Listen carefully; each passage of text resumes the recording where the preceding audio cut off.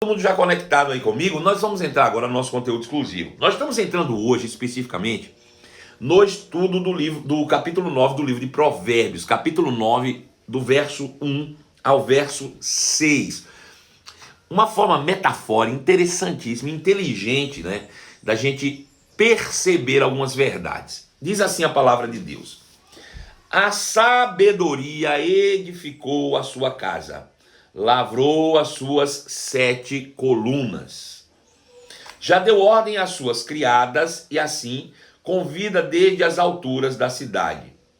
Quem é simples, volte para aqui. Aos faltos de senso diz: vinde, comei do meu pão e bebei do meu vinho que misturei. Deixei os insensatos e vivei. Andai pelo caminho do entendimento. Então veja, eu quero ler também em uma outra versão, para que você entenda exatamente aquilo que o escritor está dizendo. Ele diz: a sabedoria construiu a sua casa e ergueu suas 7 colunas. Preparou um grande banquete, misturou os vinhos e arrumou a mesa. Enviou as suas servas para convidarem a todos. Do ponto mais alto da cidade ele clama: venham à minha casa todos os ingênuos, e aos que não têm juízo ela diz: venham, comam do meu banquete, ou comam do meu pão, e bebam do meu vinho que eu misturei. Deixe sua ingenuidade para trás e vivam, andem pelo caminho do entendimento, do discernimento. Bom, tá aí o texto de Provérbios, capítulo de número 9, verso de número 1 a 6. Eu quero começar dessa vez fazendo uma pergunta. Se você costuma assistir a live comigo, abrindo a Bíblia, lendo os textos, vai ficar mais fácil para responder essa pergunta. Se não, você também pode responder com base no que você ouviu aí. O que você entendeu desse texto? Fala para mim entender que nível você está caminhando aí de entendimento das Escrituras Sagradas. Fala para mim aí. Quem entendeu alguma coisa desse texto, o que entendeu? Me diz.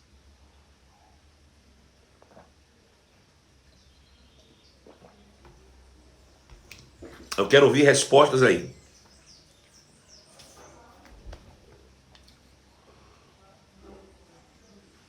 Quem pode me responder alguma coisa? Tá lendo de novo, né? Eu sabia.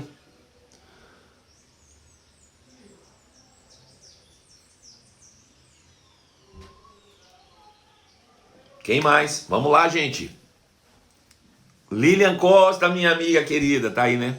Me fala aí, você tá bem afinada com esse texto aí, Lilian. Eu acho que tem tudo a ver com você e com o que você ensina. A Ligiane Beatriz diz: eu não entendi nada. Não entendi. Lilian Costa, beijoca pra você, Lilian. Dina Tassi, um grande abraço pra você. Gente, ninguém vai me responder. Anderson Lagner acabou de entrar também. Anderson Lagner é um professorzaço do Rema aí. Rui Davi, um grande abraço para você também. Gente, ninguém vai me responder. A Camila disse que a sabedoria está pronta para usufruirmos dela. Bom, vamos pegar do início para a gente pegar o contexto da coisa. A sabedoria está aberta a todos. É verdade, é isso mesmo. Veja, diz assim, ó: a sabedoria construiu a sua casa, ergueu suas 7 colunas. Para um pouco e vamos pensar. Bom, a sabedoria construiu a sua casa e ergueu suas 7 colunas. Preparou um grande banquete, misturou os vinhos, arrumou a mesa. Enviou suas 7 servas para convidarem a todos. Do ponto mais alto da cidade ele clama: venha à minha casa todos os ingênuos. E aos que não têm juízo ela diz: venham, comam do meu pão ou do meu banquete e bebam do meu vinho que misturei. Eita! Tem gente falando coisa interessante aí já, ó. Tô gostando de ver. Gilson, você tá ligadíssimo, hein? Eita glória! Muito bem. Ele diz: deixe a ingenuidade para trás e vivam, ande pelo caminho do discernimento. Veja, Primeira coisa que a gente precisa entender é o tempo em que nós estamos lendo isso aqui, né? Como eu falei, sempre que nós olharmos para a antiga aliança, a gente tem que olhar naturalmente para o povo de Israel, mas espiritualmente para a igreja, para algo que estava para acontecer no futuro de maneira espiritual. Pelo discernimento do Espírito, nós vamos trazer luz e entendimento. A primeira coisa que você faz é ler o texto naturalmente e ver se ele faz sentido para você naturalmente. E aqui, obviamente, não faz muito sentido se você ler naturalmente. Mas se você olhar para esse texto de maneira espiritual, tem algumas coisas aqui que vão chamar você para a centralidade do texto.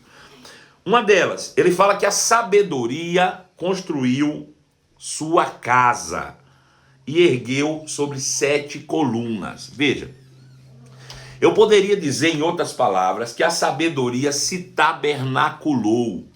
A sabedoria preparou para si uma casa. O Espírito de Deus, o Espírito da sabedoria, providenciou para você ou para ele uma casa. Uma casa se tabernaculou.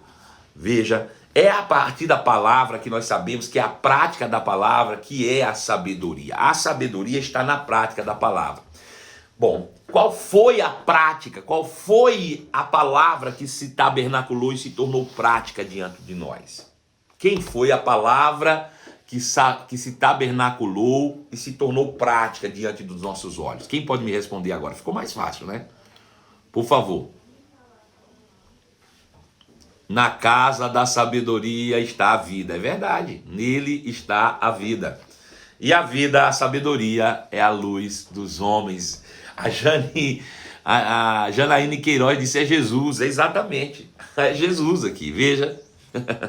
A sabedoria construiu a sua casa e ergueu sobre 7 colunas, os 7 Espíritos de Deus, ou seja, a plenitude da sabedoria. 7 fala sobre plenitude, 7 fala sobre totalidade, completude.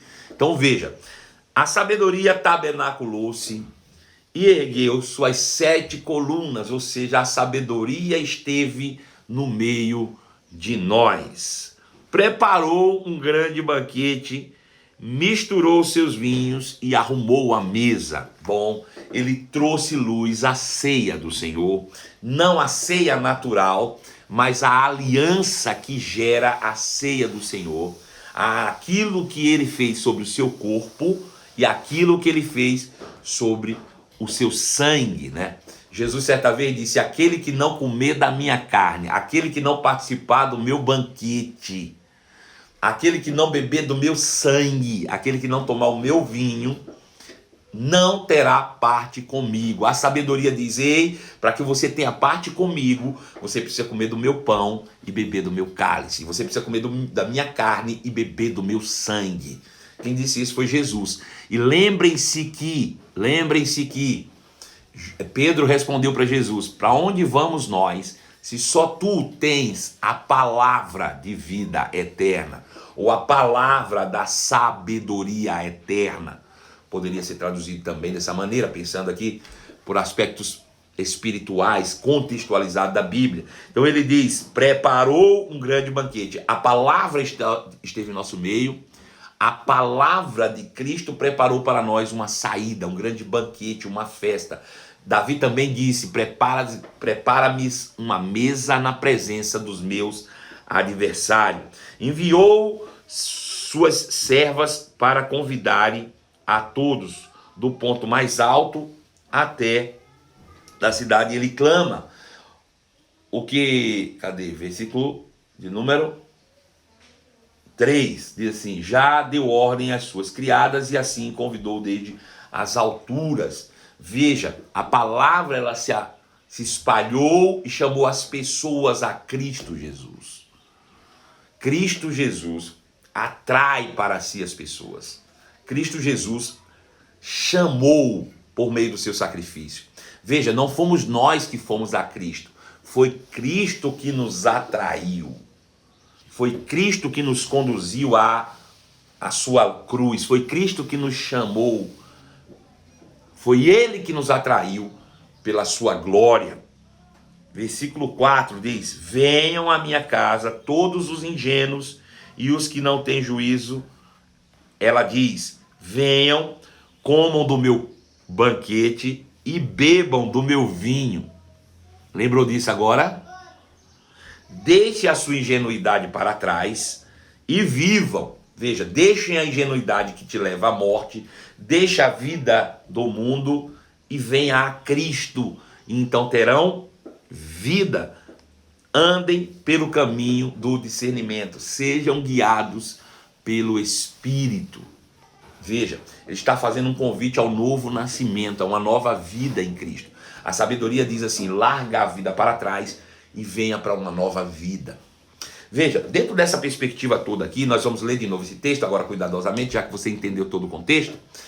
Eu comecei essa live dizendo o seguinte, que pela escassez do produto é que nós estabelecemos valor ou não valor. Quando eu era criança, minha irmã tá aí, ela vai se lembrar dessas cenas, eu achava que maçã era um remédio, porque minha mãe só levava maçã quando ia visitar alguém no hospital. Ela sempre chegava da rua, às vezes da feira, normalmente nos sábados, e ela chegava com uma redezinha amarela feita de plástico, era uma rede que as mulheres inclusive depois usavam para botar na cabeça, e pegava essa redezinha, dentro dela tinha umas maçãs enroladas num papelzinho roxo, não sei quem lembra disso, as maçãs vinham enroladas num papel roxo, dentro de uma redinha amarela, amarradinha, vinha 4 ou 5 maçãs ali. Essas maçãs, elas eram argentinas normalmente, elas não eram nacionais, não se tinha maçã, pelo menos lá, não para nós, lá no interior da Bahia, não chegava maçã nacional. A maçã que nós tínhamos lá era maçã argentina, então ela era bem cara, era uma maçã que era extremamente cara pela sua escassez. Eu não me lembro as vezes que eu comi maçã na minha infância, de verdade eu não me lembro, muito difícil, só de fato quando tinha alguém doente, se alguém adoecia, minha mãe então trazia maçã, cortava em 4 partes, uma maçã em 4 partes, e um pedacinho, uma bandinha daquela para cada um. Por que a gente supervalorizava aquilo? Por causa da escassez do produto. Não tinha o produto e nós acabávamos colocando um valor excessivo naquilo que tem escassez. Veja, o tempo passou e hoje nós temos inúmeras maçãs, argentina, brasileira, de outros cantos aí. E às vezes até passam caminhões na rua vendendo um sacolão de maçã por R$10. Um sacolão de maçã por R$10. Então hoje você tem maçã para dar com pau. Pergunta quando foi a última vez que eu comi maçã na minha vida. Eu acho que eu comi maçã quando eu estava com roquidão. Só porque eu sabia que era boa. Tá dizendo aqui que lembra muito que comida ficava cheirando papel. É isso mesmo. Então, acontecia que, de fato, eu só como maçã hoje quando eu tô rouco.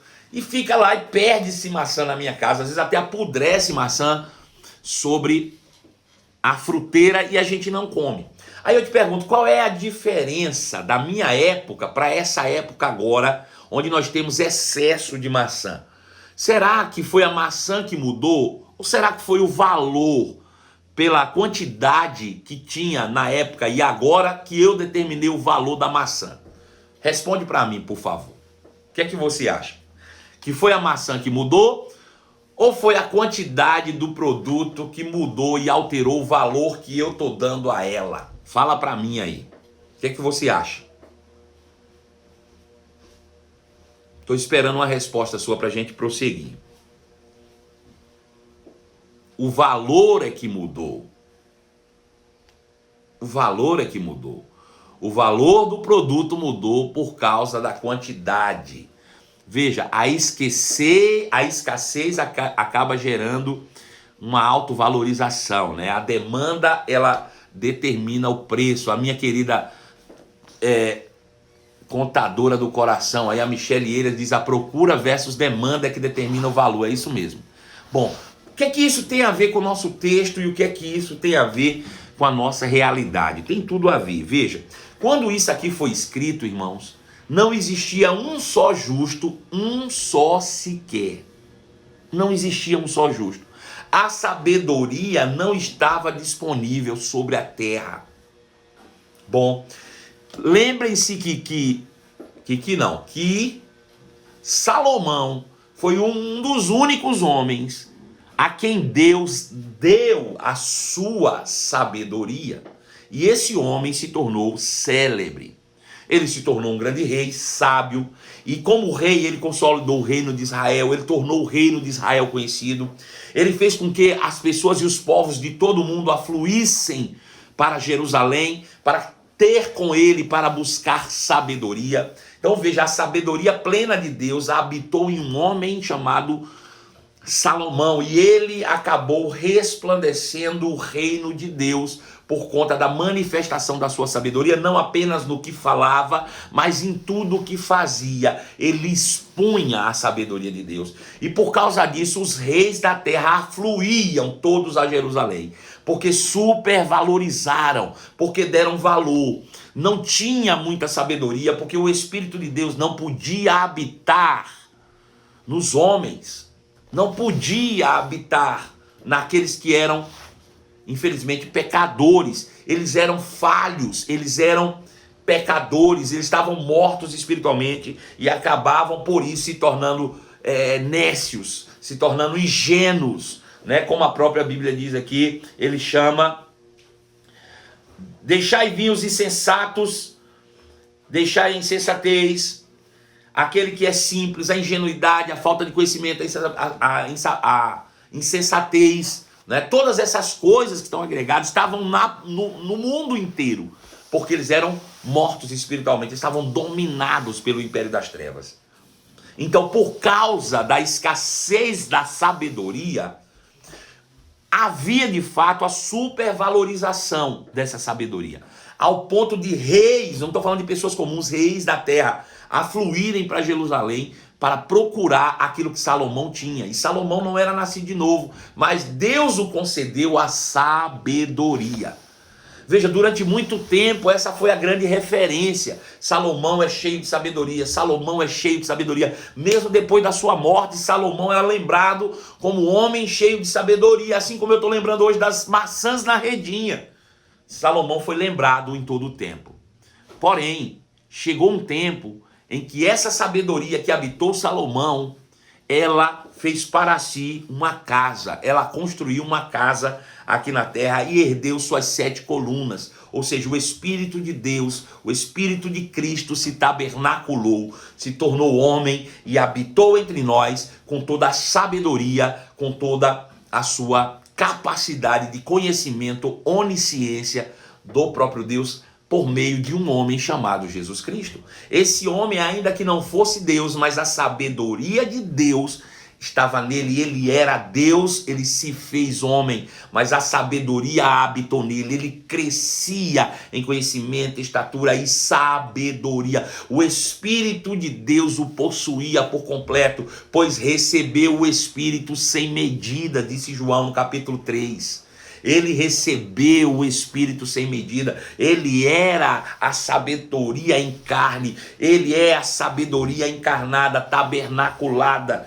Ele depois enviou as suas servas para convidar a todos do ponto mais alto da cidade, disse: venham até mim, venham à minha casa, venham até mim. Ele atraiu a humanidade para ele naquela cruz, do alto da colina do Gólgota, ele atraiu a humanidade para si mesmo, do alto daquela colina, ele atraiu, aleluia, ele atraiu para si, enviou as suas servas para convidar a todos do ponto mais alto da cidade. Ele clama, veja, ele morreu sobre o alto do Gólgota, e de lá ele atraiu toda a humanidade para si, e diz: venham todos à minha casa, aquele que tiver sede, venha a mim e beba. E ele atraiu: venha à minha casa aqueles que são ingênuos, aqueles que não têm juízo, ou seja, todos, venham e comam do meu corpo, do meu banquete, e bebam do meu sangue, do meu vinho que eu misturei, aleluia. Deixem para trás a ingenuidade, e para que vivam e andem pelo caminho do discernimento. Louvado seja Deus por isso. Bom, a grande questão aqui é: o que é que nós estamos fazendo com a sabedoria que nós recebemos dele? O que é que nós temos feito e como temos vivido pelo Espírito? Será que nós não estamos espiritualmente, assim como eu, naturalmente, em relação às maçãs? Olhando para o livro de Provérbios, olhando para a vida de Salomão, dizendo: a sabedoria é remédio, a sabedoria é maravilhosa por causa da escassez do produto. E hoje nós estamos acostumados com a paisagem. A sabedoria clama nas portas, na praça, em todos os lugares. Por quê? Porque a sabedoria está dentro de cada um daqueles que fez de Jesus Senhor da sua vida. Mas o que nós estamos fazendo com a sabedoria? Qual é o valor que nós estamos dando a ela? Como é que nós estamos, de fato, olhando hoje para a sabedoria que vem da parte de Deus?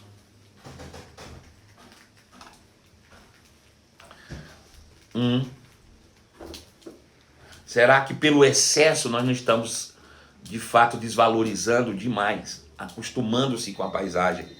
Deixa eu te dizer, houve um tempo que as pessoas dariam qualquer coisa para ter um contato com Deus. Hoje nós temos Deus habitando dentro de nós. E muitas vezes passamos dias, semanas, meses, sem ao menos lembrar da sua presença.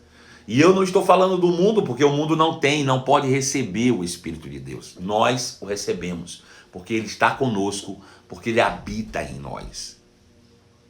O Espírito de Deus habita dentro de nós. Todo esse espírito de sabedoria. Será que não está faltando de nós o valor devido ao Espírito de Deus e viver de fato pelo Espírito? Veja, nós somos hoje os reis da terra. Nós hoje somos os reis da terra. Nós estamos simbolizando aqui, cada um de nós individualmente, a vida de Salomão. Nós recebemos em nós, habita a plenitude da sabedoria. Nós temos a mente de Cristo. Nós temos a sabedoria. Ela habita dentro de nós. Tia Ângela diz, não tem como esquecer Deus. Tem. Sabe quando é, tia, que a gente esquece Deus? Quando a gente trata mal os nossos irmãos. Sabe quando é que a gente esquece Deus, tia? Quando sai da nossa boca palavras torpes. Sabe quando é que a gente esquece Deus? A gente esquece Deus quando a gente não age à altura do que Ele espera.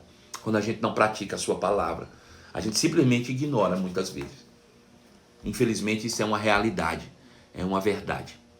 É uma verdade plena. Nós hoje somos a representatividade de Salomão, a sabedoria de Deus na terra. E deveriam todos os ímpios, aqueles que estão no mundo, afluírem até nós, para em nós, se acreditássemos de verdade, é isso mesmo. Veja, era para o povo do mundo estar fluindo até nós, dizendo, ei, eu quero o que você tem, assim como a rainha de Sabá fez com Salomão. Eu preciso do que você tem, eu preciso da sabedoria que está na sua vida. Se a gente vivesse a plenitude do evangelho, a gente não precisaria abrir a boca para pregar a palavra. A nossa palavra, ou a nossa conduta, a nossa vida, de fato, falaria mais alto do que as nossas palavras. Essa é a nossa reflexão do dia. A gente precisa, antes de cada ação, antes de cada palavra, antes de cada ação, antes de cada palavra, trazer à memória aquilo que nos dá esperança. Um dia a sabedoria se tabernaculou, preparou para mim um banquete, colocou diante dos meus inimigos, subiu a uma colina e de lá me atraiu. E por meio da sua atração eu me tornei semelhante a ela e recebi a própria sabedoria, porque comi do seu corpo e bebi do seu sangue. Hoje eu a represento. Hoje eu sou, de fato, um embaixador de Cristo, para que Deus, por meio de mim, possa transmitir a sua mensagem. Lembrando sempre ao mundo que aquele que não conheceu o pecado, Deus o fez pecado por nós, para que nele nós fôssemos feitos justiça de Deus. Bom, essa é a reflexão do dia, para que nós tenhamos um dia abençoado. Lembre-se sempre, antes de cada palavra, antes de cada ação, que Deus, a própria sabedoria eterna, habita dentro de você. Um beijo no seu coração. Sejam abençoadíssimos na prática da palavra. E logo mais, às 23 horas, nós estaremos juntos em mais uma live exclusiva para você. Beijo no seu coração. Fiquem na paz e até logo mais.